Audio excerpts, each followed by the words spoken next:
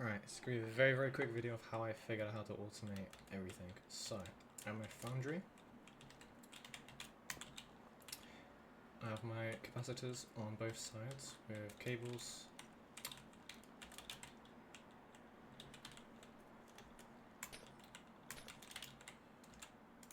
Then I have my ME network set up to 3 different pattern providers. So one is connected to the foundry. This is crafting my metal blocks. Then I have a storage bus connected to one of the drains, and then I have 3 more different inputs. So I have an import bus, which is only looking for the metal I want to output. And then I have all my patterns for each individual metal. So I have my obsidian ingots, vibranium, whatever that is, molten aluminium, and my heavy cores. Then I have the other pattern, which needs to be connected to a foundry drain to output the liquids. So the foundry controller can only put in ingots and items and whatnot, so the heavy cores and everything else.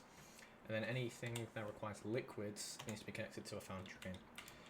So if I wanted to craft 10 of this, goes into the foundry controller, that comes up, and then if I want to actually take that out, I can do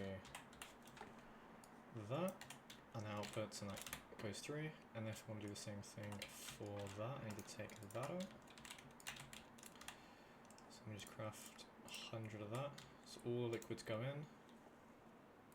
And I have my molten mirror metals, and that's going through.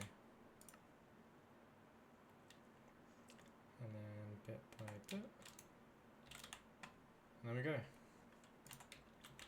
And then for this, so I have to go back to... Okay, so now for the metal blocks, same thing, so pattern, you just craft through this. So you add it, make sure it's the same number. Make sure your pattern provider is underneath a drain. Then when it goes in, you need some way of taking it out. So what it's going to do is make sure you have nothing taking out liquids. So now there is liquid going to go in.